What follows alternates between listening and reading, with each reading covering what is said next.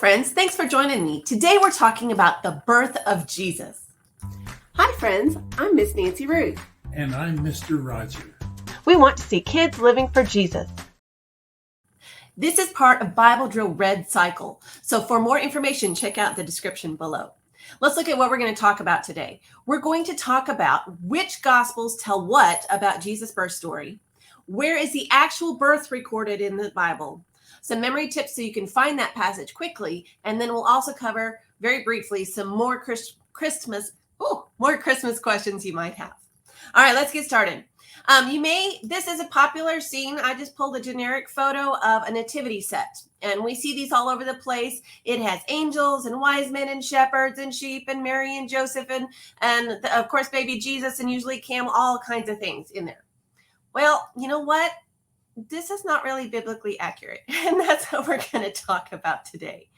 What this is it's a way for us to remember all the pieces of the birth story of Jesus, but it didn't happen just like this. So let's look at what happened in what order. All right. So first of all, different Gospels record different things. And if you get really confused and want to know why are the Gospels different, and that really confuses some people, check out the links down below to the study guide for the Kids Bible Book Memory Plan or any of the Bible Drill study guides. And we answer that question in those materials. So check out that description below. One of those is free, so make sure you check it out.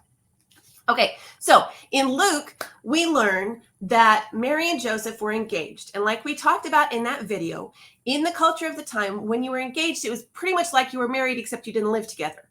Okay, so they were pretty much married in the eyes of the law. They just weren't living together yet. Okay, so big deal.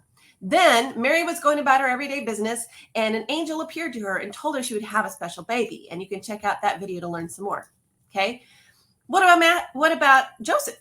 Joseph's story is recorded in Matthew chapter 1, where an angel appeared to him in a dream and told him, don't be afraid to take Mary as your wife, because the baby that she's having is special. This is the Messiah. She's been faithful to you. This is the Messiah that's going to be born.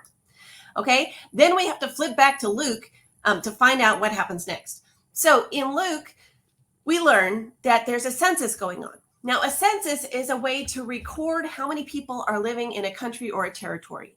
They want to know how many people are living in the household and what the ages of the people are and such. I've read a lot of censuses from the past because my family's into genealogy, and it's a way to track your ancestry going back several generations. You look at the census and you can see who moved where and who was living where and who all was in the household and how old they were. Pretty cool stuff. But this was a problem for Mary and Joseph because for this census, they had to go back to where their family was from, which was in Bethlehem. Well, that was a long journey to take, and Mary was pregnant at the time.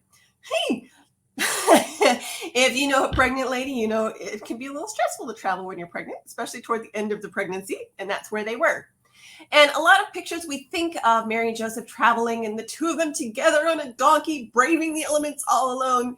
That's probably not how it happened either.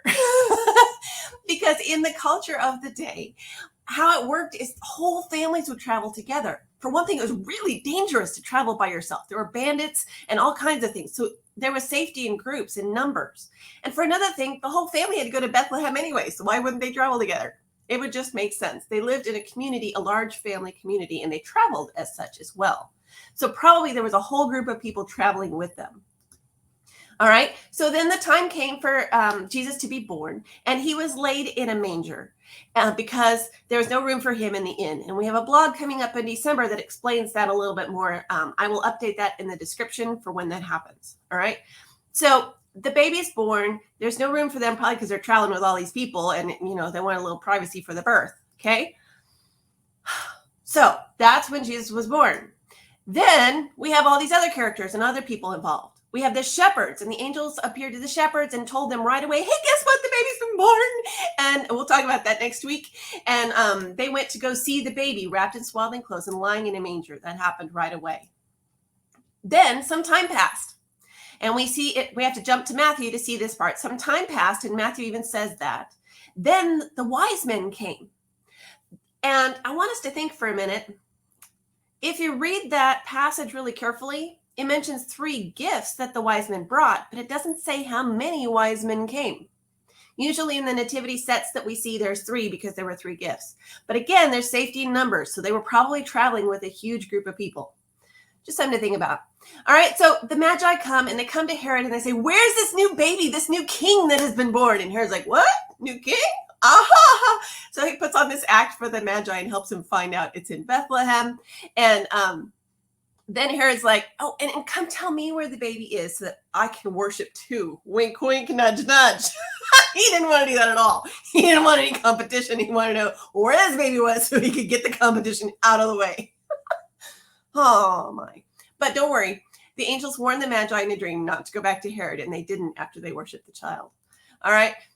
But God also warned Joseph that this was going on in another dream. So he took the family following God's instructions and went to Egypt when Jesus was really little, took him and Mary and Joseph all went together to Egypt.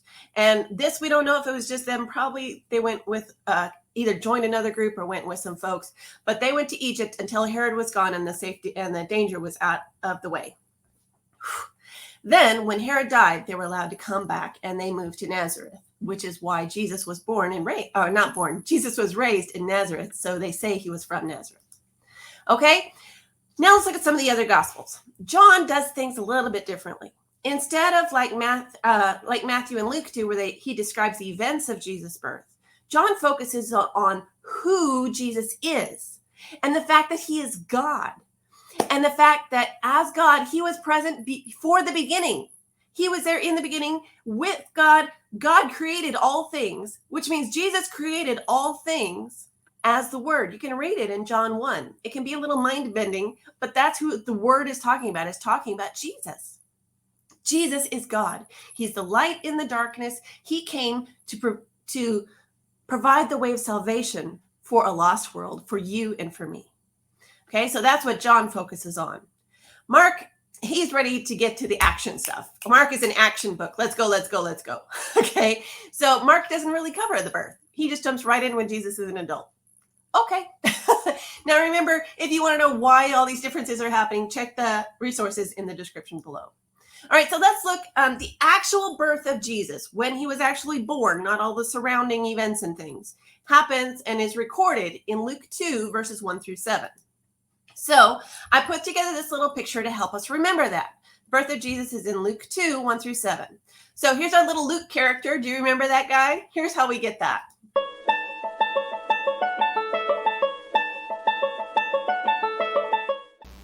Mark, Luke, John. The first 4 books of the New Testament are the Gospels: Matthew, Mark, Luke, and John. Acts comes afterward. To find the Gospels, open your Bible in the middle, then open the right half in the middle. You should be in the Gospels or close to them.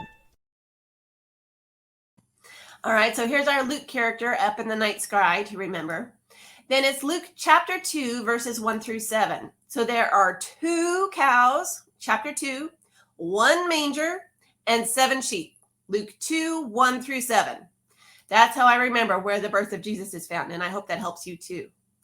Okay, so I hope you found this useful and helpful. If you would like to, I put the wrong reference on there. It's Luke 2, 1 through 7, not 1 through 8. I apologize. If you would like family Bible studies that go along with these children's sermons that we do on Sundays, make sure you sign up for the E-Team. You can scan the QR code or use the link in the description. You also might like this video about Christmas, and you might also find this video helpful.